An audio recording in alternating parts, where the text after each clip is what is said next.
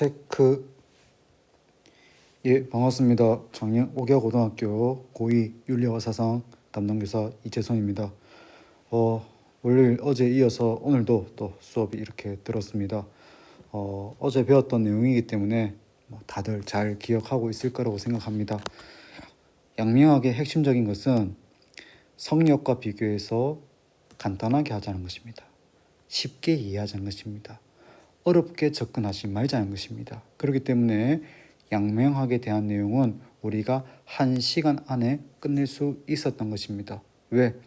양명학이 성역과 비교해서 내세운 대표적인 입장이 바로 복잡하게 하지 말자, 어렵게 하지 말자, 쉽게 접근하자라는 것입니다. 되겠습니까? 자, 그래서 우리 교과서 한번 보면서 어제의 기억을 떠올려 보도록 하겠습니다. 주체 도덕성을 강조한 양명학 우리 했었지요. 그러면 여기서 주체는 바로 누굽니까? 개인과 인간, 인간과 개인이 될 것이고, 왜 양명학은 주체 도덕성이라고 했냐면은 누구의?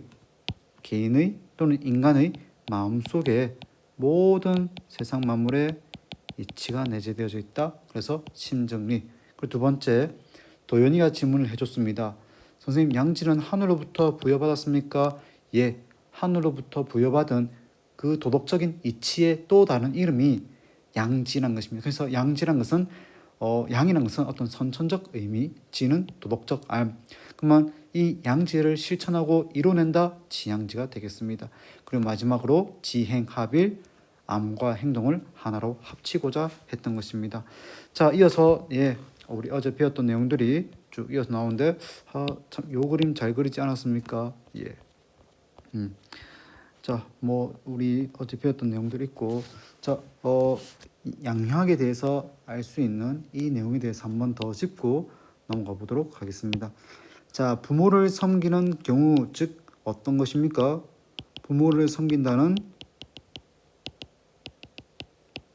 도덕적 행위를 하기 위해서는 우리가 무엇을 알고 있다는 것입니까? 효도의 이치, 즉 도덕과 관련된 이치란 것입니다. 그런데 이 도덕과 관련된 이치는 누구에서 찾을 수 없다는 것입니까? 부모에게서 찾을 수 없다는 것입니다. 그러면 부모는 어떤 존재입니까? 외부의 존재란 것이죠. 그러면 인간이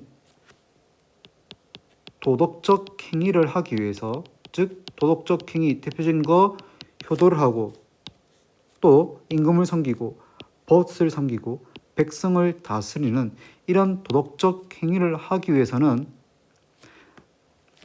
어디에서부터 이것이 나타난 것이 아니라 어떤 외부의 사물과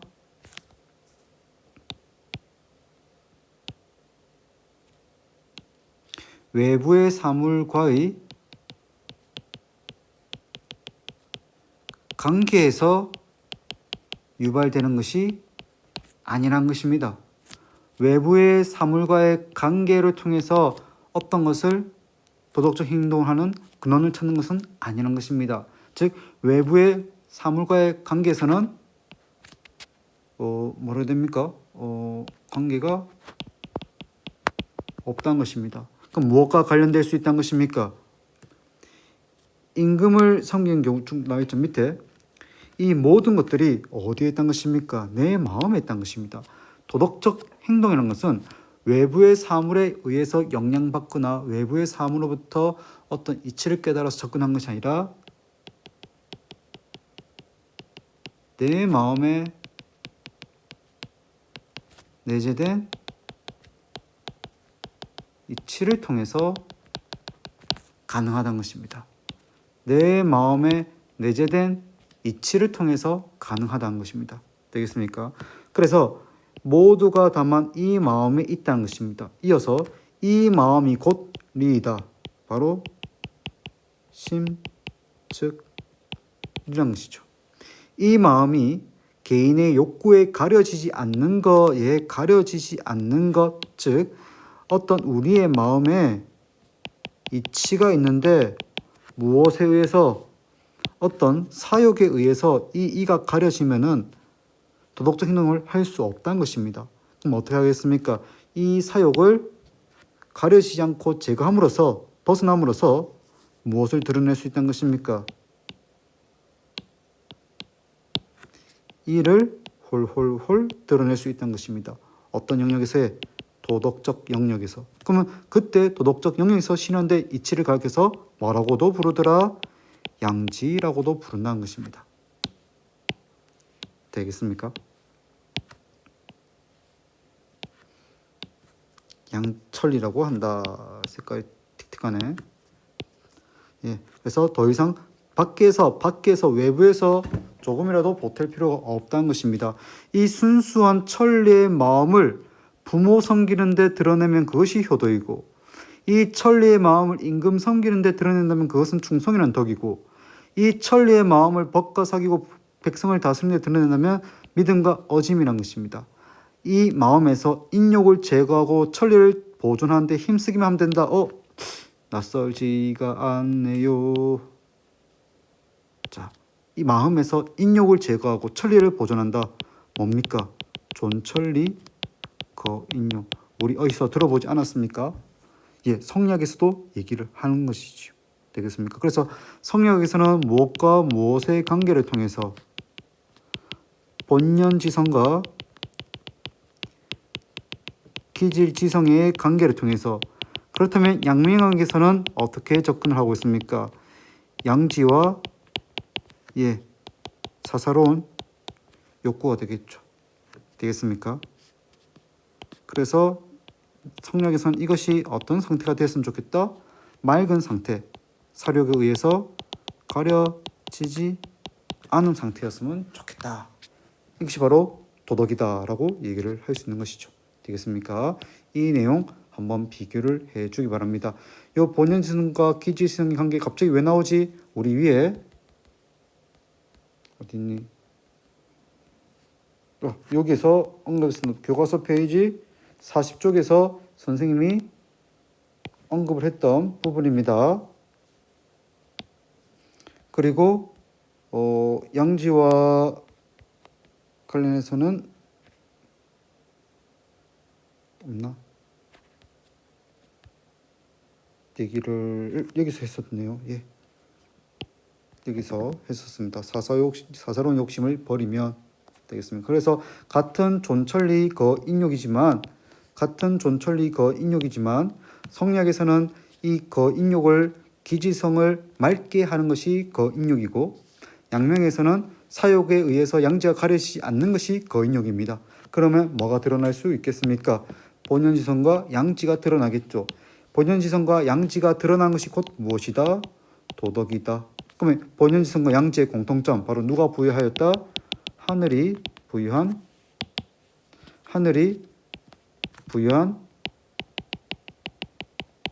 이친한 것 기억해 주기 바랍니다. 자, 그러면은 우리 필기 노트 보면서 마지막 정리 한번 해보도록 하겠습니다. 예, 필기 노트입니다. 마지막 정리하는 부분 한번 보도록 하겠습니다. 자, 성리학과 양명학의 비교입니다. 이에 대한 관점입니다. 이에 대한 관점, 성리학에는 뭐라고 얘기합니까? 성, 즉, 리. 양명학에서는 심, 즉, 리. 그래서 인간의 마음에 무엇이 있다? 이치가 있다 라고 얘기를 한 것이지요. 그런데 성리학에서는 인간의 마음에 대해서 이 인간의 마음이 고요한 상태와 외적 자극을 받아서 움직인 정의 상태로 나누고, 이 성의 상태 중에서도 무엇이 본연지성이, 다시 해보도록 하겠습니다.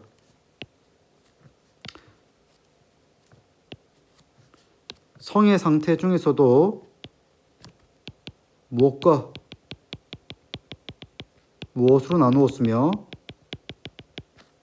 그리고 이것이 곧 무엇이 된다는 것입니까? 이것도 분석 안 되네. 이 본연지성이 무엇이 될 수 있다는 것입니까? 바로 되겠습니까? 그래서 성, 즉, 리 되겠죠. 그에 반해서 양명학은 굉장히 간단하게 이렇게 얘기를 하고 있는 상태입니다.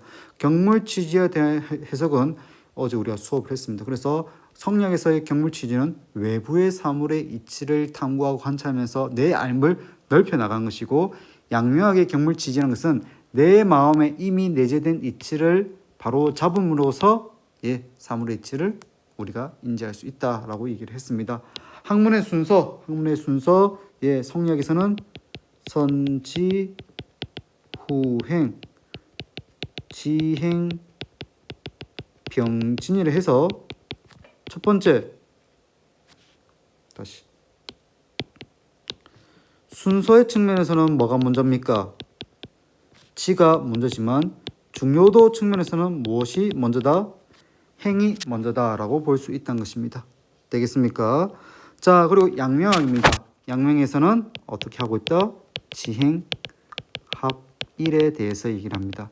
그래서 알면 행동한다. 행동한다는 것은 무엇 때문이다? 알기 때문이다. 얘기를 합니다. 자, 그러면 이제 이 성리학과 양명학의 공통점 한번 접근해 보도록 하겠습니다. 자, 중국 신유학의 공통점 첫 번째로는 바로 맹자의 성선설을 기반으로 합니다.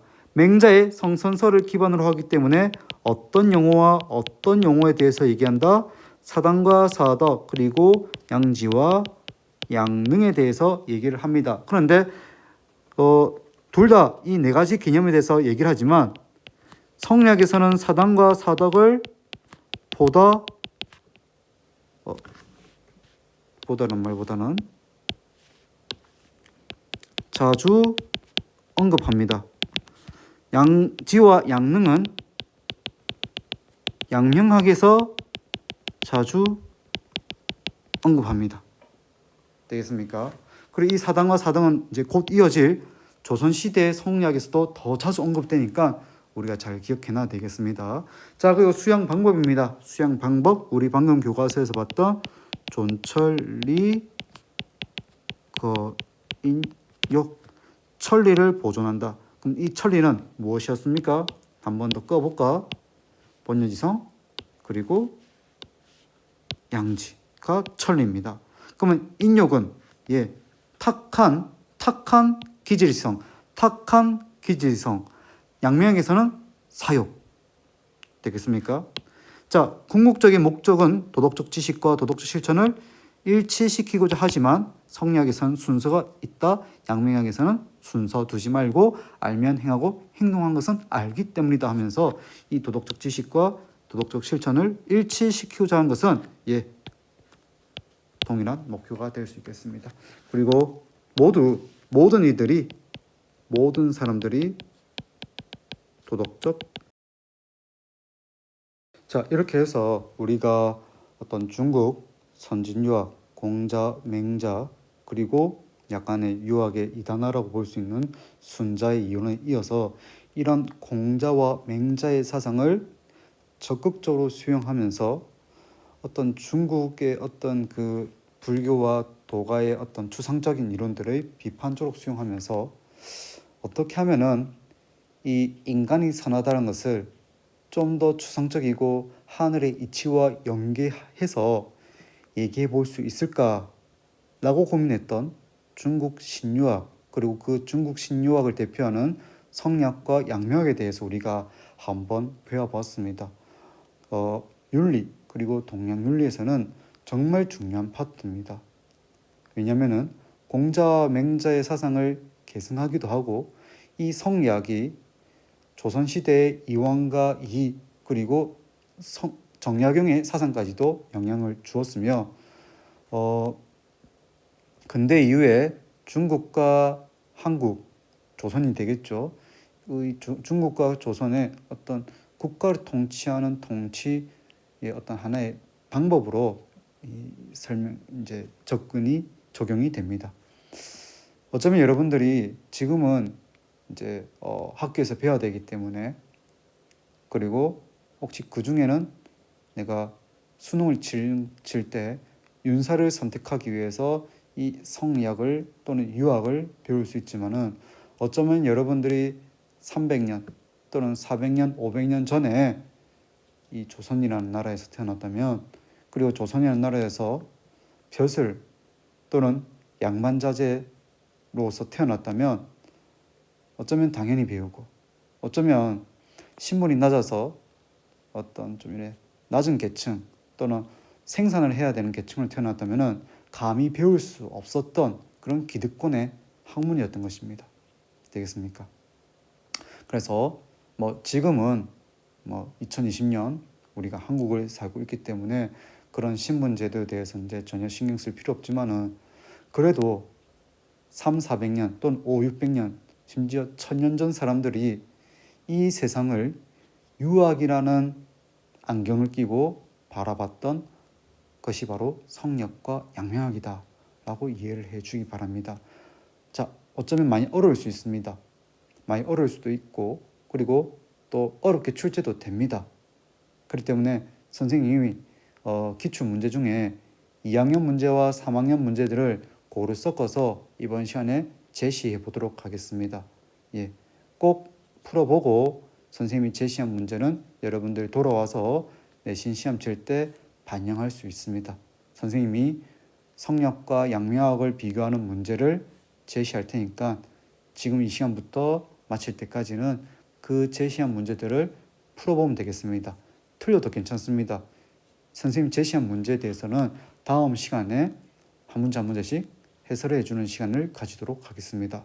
자, 성역과 양명학, 중국 신유학 배우느라 고생 많이 했고, 다음 시간에는 지금부터는 기출문제 풀어보면 되겠습니다. 예, 풀어보도록 합시다.